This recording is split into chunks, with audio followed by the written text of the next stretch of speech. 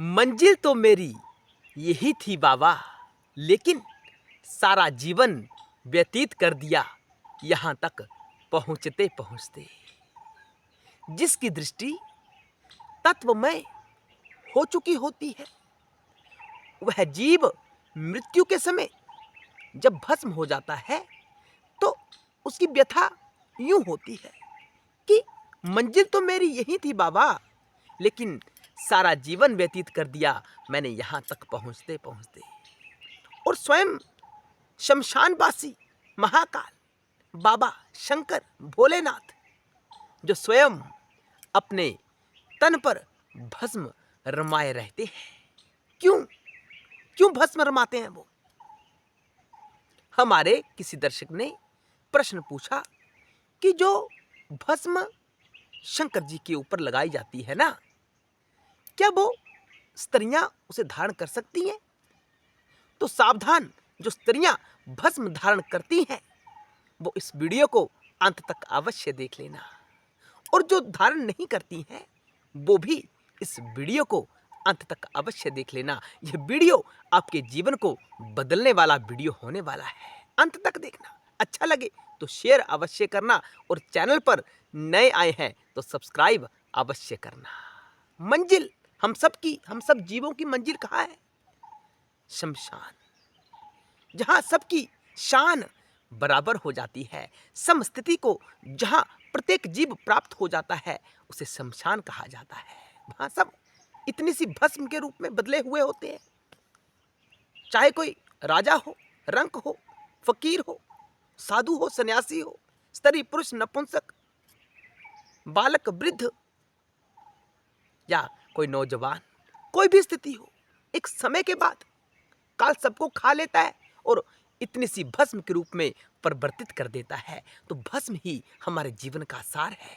इसलिए तो कहा गया कि मंजिल तो मेरी यही थी, ये भस्म ही मेरी मंजिल थी। पूरा जीवन लगा दिया यहाँ तक पहुँचते पहुँचते। काश मैं जीवन में रहता हुआ ही, जीवन जीता हुआ ही, जीवन के दौरान ही मैं इस भस्म के तत्व को प्राप्त हो जाता, भस्म के रहस्य को समझ जाता, तो मेरा जीवन कुछ और होता। ऐसा कौन कह रहा है जो भस्म हो चुका है? शंकर जी से कहता है कि बाबा मंजिल तो मेरी यही थी, लेकिन मुझे ज्ञान प्राप्त ही नहीं हो पाया। मैं सारा जीवन यूं ही भटकता रहा, कभी यहाँ कभी वहाँ। मैं पैसे के पीछे भागता रहा, मैं अपने बच्चों के पीछे भागता रहा, अपने रिश्तों को बचाने के पीछे भागता रहा। अंतोगत्वा मेरी यही स्थिति है, यही मेरी मंजिल थी। काश मुझे यह पहले ज्ञान हो जाता। तो तिलक तो विभिन्न प्रकार से लगाया जाता है, विभिन्न प्रकार के पदार्थों से तिलक किया जाता है, जैसे कुमकुम, चंदन, सिंदूर और भस्म, और भी कई सामग्रियां हैं जिसके द्वारा तिलक किया जाता है। पानी से भी, जल से भी भावना की जाती है। ठीक, मिट्टी से भी तिलक की भावना की जा सकती है, मिट्टी से भी तिलक लगाया जा सकता है। लेकिन इस वीडियो में हम आपको तात्विक दृष्टिकोण से जो त्रिपुंड होता है, भस्म का त्रिपुंड, उसके बारे में समझाएंगे। शिव महापुराण कहती है कि प्रत्येक जीव को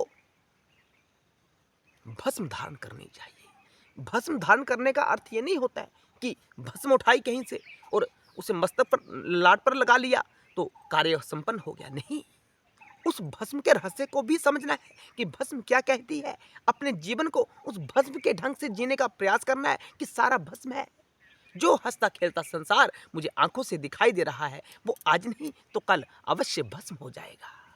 इस तत्व में अपना जीवन यापन करना, आपका वैराग्य जागृत होगा। बात वैराग्य जागृत करने की होती है, इस संसार से ऊपर उठने की बात होती है। इन भोगों का त्याग कर ऊपर उठने की सारी बातें अवगत करवाता है। यही वास्तव में अध्यात्म होता है, अन्यथा यह अध्यात्म नहीं हो सकता। माला जपते रहो, कोई लाभ होने वाला नहीं है। मंत्र जाप करते रहो, कोई लाभ होने वाला नहीं है।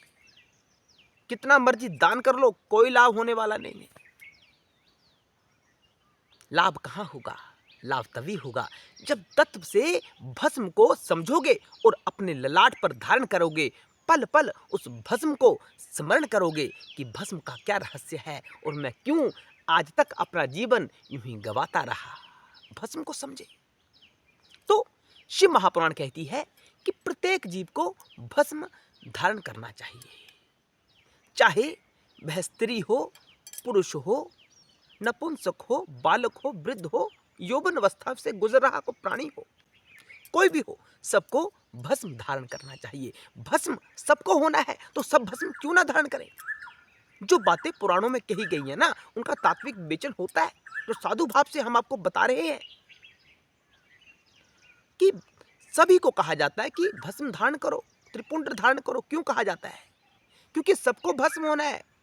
कोई भी स्थिति, कोई प्राणी ऐसा नहीं है जो भस्म नहीं होगा। सबको भस्म होना है, चाहे वो अग्नि के माध्यम से भस्म हो जाए या किसी अन्य ढंग से भस्म हो जाए, भस्म सबको होना है।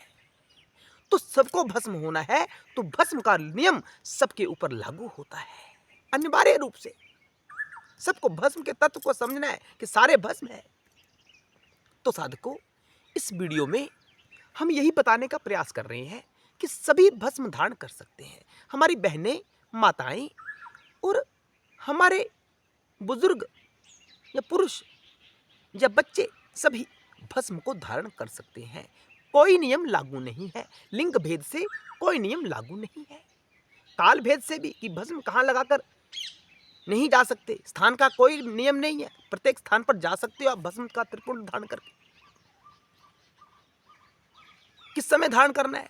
हर समय त्रिपुंड धारण करके आप रह सकते हो, लेकिन लाभ तभी होगा, आपके जीवन पर भस्म का प्रभाव तभी होगा जब उसे तत्व से समझने का हम प्रयास करेंगे, अभ्यास करेंगे। शिव के नियम सबके ऊपर लागू होते हैं। यहाँ वर्ण का कोई नियम नहीं है कि इस वर्ण वाला शंकर जी का शरणागत नहीं हो सकता। सभी शंकर जी के शरणागत हो सकते हैं। शंकर सबके हैं। शंकर देवताओं के भी हैं, शंकर दैत्यों के भी हैं, शंकर रामकृष्ण सबके हैं। स्त्रियों के, पुरुषों के, नपुंसक सभी के शंकर हैं। तो शंकर जी के नियम सबके ऊपर लागू होते हैं। शंकर सबके हैं। लेकिन महाराज, ये क्यों कहा जाता है शास्त्र में कि इस मंत्र का जाप स्त्रियां नहीं कर सकती? क्यों? यह नियम है। इस मंत्र का जाप शूद्र नहीं कर सकते। क्यों? इस मंत्र का जाप क्षत्रिय नहीं कर सकते, वैश्य नहीं कर सकते। क्यों? ऐसा क्यों कहा गया है? आप तो कहते हैं कि शंकर जी का जो नियम है वो सबके ऊपर समान रूप से लागू होते हैं, उसके लिए कोई ब्राह्मण, क्षत्रिय, वैश्य, शूद्र नहीं है। तो शास्त्र में क्यों कहा गया है? शास्त्र में इसलिए कहा गया है कि उस एनर्जी को, उस बल को सहन करने की ताकत प्रत्येक जीव में नहीं होती है। स्त्रियों में ताकत नहीं होगी पचा पाने की, तो शास्त्र ने निषेध कर दिया कि ओम का उच्चारण स्त्रियां ना करें। बात समझ में आ रही है ना? शूद्र ओम का उच्चारण ना करें क्योंकि उसमें पचा पाने की क्षमता नहीं है। विस्फोट होगा, शक्ति का विस्फोट होगा, वो सहन नहीं कर पाएंगे, विकृत हो जाएंगे। इसी उद्देश्य को मद्देनजर रखते हुए शास्त्र ने ओम का उच्चारण निषेध कहा है। कुछ नियम बनाए हैं कि इसका जाप ये कर सकते हैं, इसका जाप ये नहीं कर सकते। इसलिए शास्त्र कहता है, शास्त्र किसी का विरोधी नहीं होता। शास्त्र में किसी का विरोध नहीं किया जाता या किसी फल से किसी वर्ण के व्यक्ति को वंचित नहीं रखा जाता। सबको फल प्राप्त होता है। मुक्ति के लिए सारे प्रयत्न कर सकते हैं। शास्त्र ने अलग अलग मार्ग बताया है।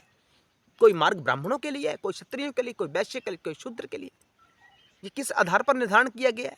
ये क्षमता के आधार पर निर्धारण किया गया है कि किसमें कितने पचा पाने की क्षमता है। आज हमारा अहंकार प्रबल होता जा रहा है, इसलिए हम कहते हैं कि ब्राह्मणों के लिए ये नियम है और शूद्रों के लिए ये नियम है। ऐसे कैसे है?